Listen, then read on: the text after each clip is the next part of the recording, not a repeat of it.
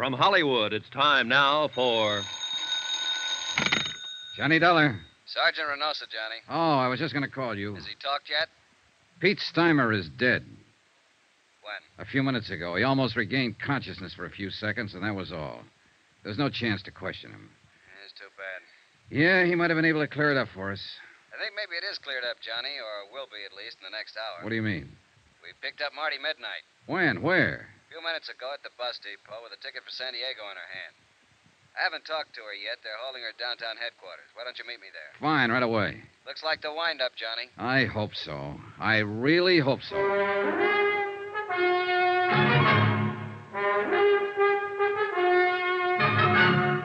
Tonight and every weekday night, Bob Bailey in the transcribed adventures of the man with the action-packed expense account, America's fabulous freelance insurance investigator. Yours truly, Johnny Dollar.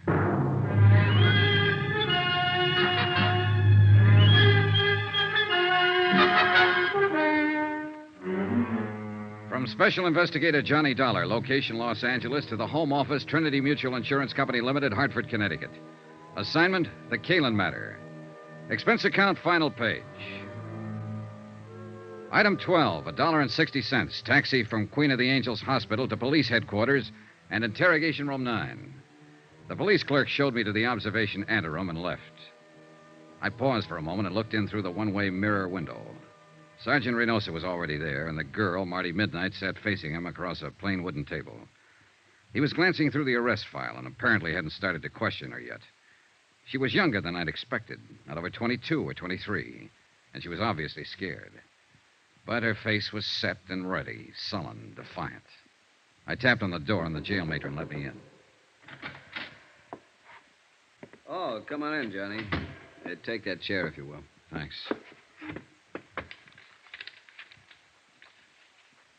When do I get to see a lawyer?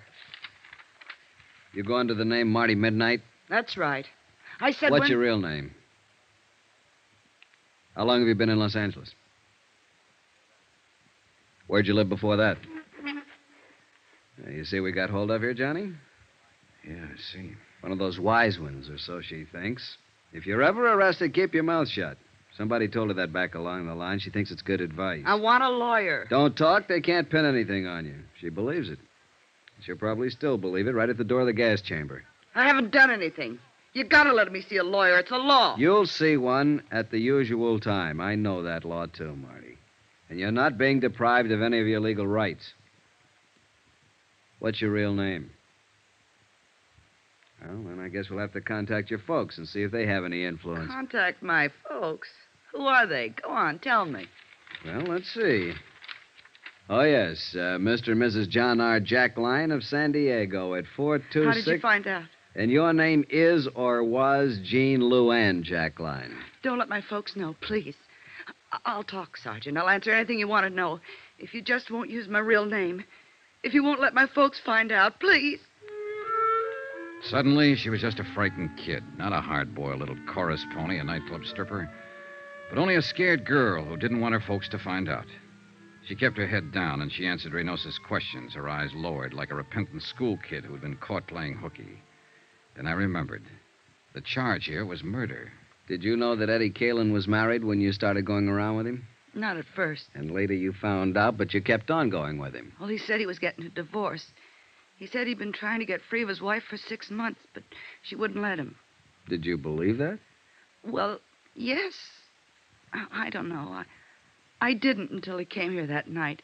He said we're going to run away to Mexico together. The night he killed Mike Kelso? Yes, but I told you I didn't know about that until 2 days later.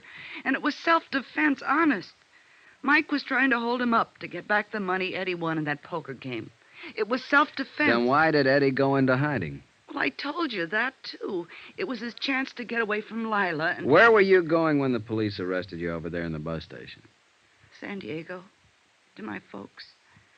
Nobody here ever knew me by any name except Marty Midnight. I didn't think you could trace me. And you didn't want to be traced? Well, of course not. I came back and saw the police car at my apartment, and then I knew you'd found Eddie. I didn't want to be mixed up in it. Why'd you kill him? Marty? Kill who? Eddie. It wasn't Eddie. It was Mike Kelso. Eddie's the one who killed him in a fight. I told you that. It was... Oh, but you know it wasn't Eddie. You picked him up at my apartment, didn't you? Yeah, sure. We picked him up. In a basket. What? He's across the street from the morgue. Why'd you kill him, Marty? I didn't kill anybody. I didn't know Eddie was dead. I was coming home and I saw the police car. I thought you'd found him, that's all. I didn't know he was dead. I didn't kill him. You gotta believe me. I didn't know anything about it, honest. Honest. Marty Midnight. Sharp, hard, tough. A striptease dancer who'd been around, knew all about it. Marty Midnight. A scared, sobbing little child. Honest. Cross my heart and hope to die. Well, maybe she would. I left a few minutes later, and Sergeant Reynoso walked out with me to get a breath of air. It was a cold, gloomy night with a gray dawn just ahead. 3 people were dead. And in the great stone building we walked out of, the machinery was grinding away, getting ready to take the life of a 4th one. Well, I guess I better get back inside, Johnny. You all right, Sergeant? The lab boys are making a paraffin test. You know, it's too bad. She's just a kid. Yeah. I was hoping it'd be Topo Leanley. That I'd love. He's long overdue. Well, he's still on the loose.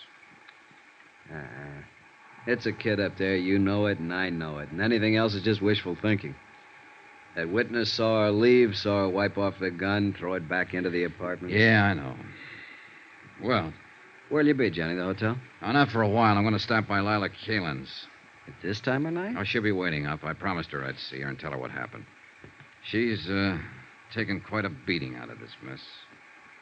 Why do they do it, Johnny? Why do dames fall for a guy like Eddie Caylin? Philosophy? At this time of morning? I'll see you later.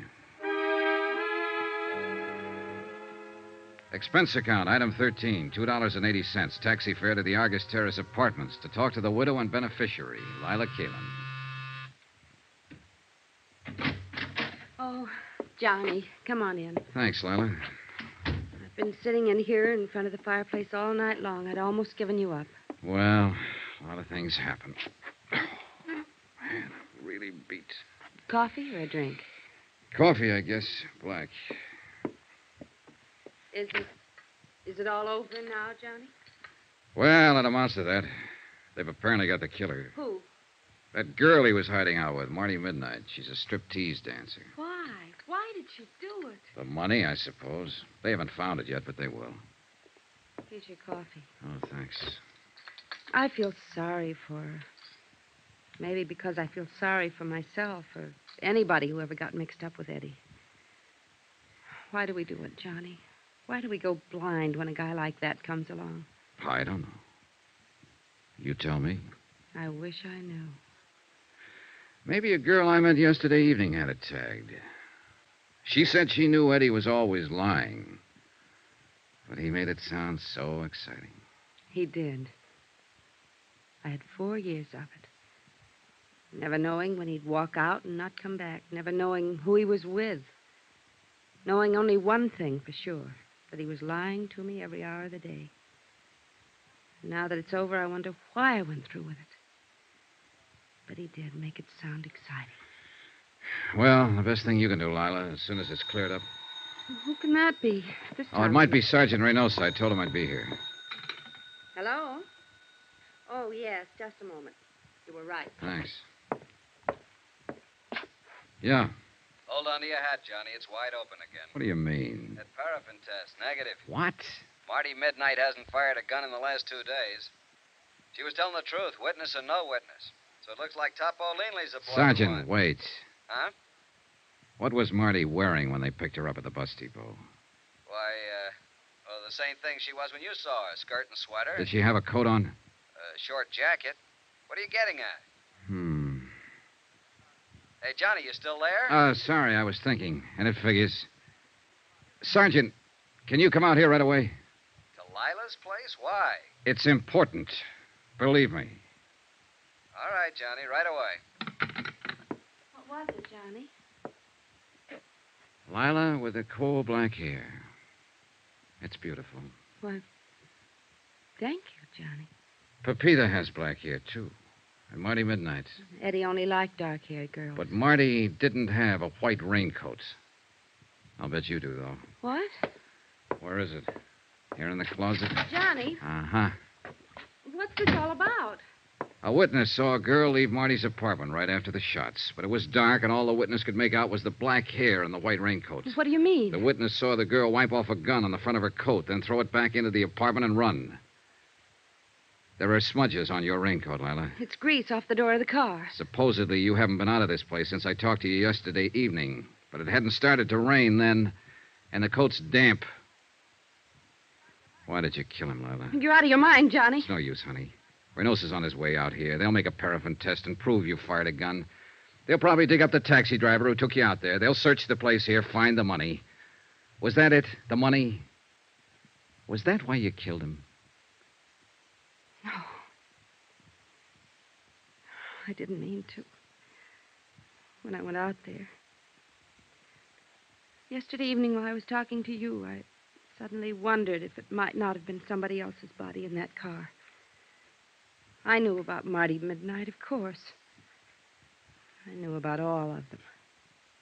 After you'd gone, I went out there. Waited until I saw Pete Steimer leave. Finally, Marty. And I forced my way in.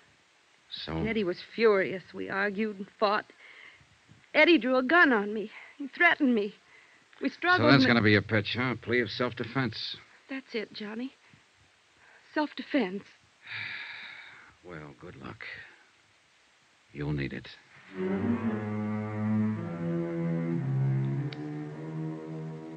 Expense account item 13, $263.35. Incidentals, etc., in Los Angeles and plane fare back to Hartford. Expense account total, $596.85. End of expense account. End of report. Remarks? So the question still stands. Why do they do it? Why do girls go blind when the Eddie Caylins walk in? You might ask a stripteaser down in San Diego. But don't look for her under the name of Marty Midnight. She's Jean Luann Jackline now. A quiet kid. Lives at home with her folks. Yours truly, Johnny Dollar.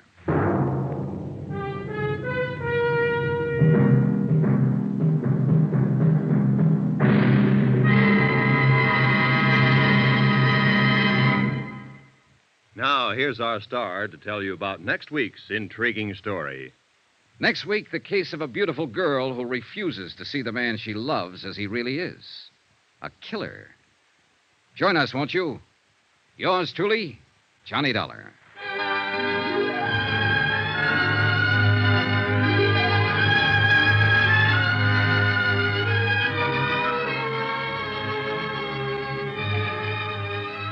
Yours truly, Johnny Dollar, starring Bob Bailey, is transcribed in Hollywood.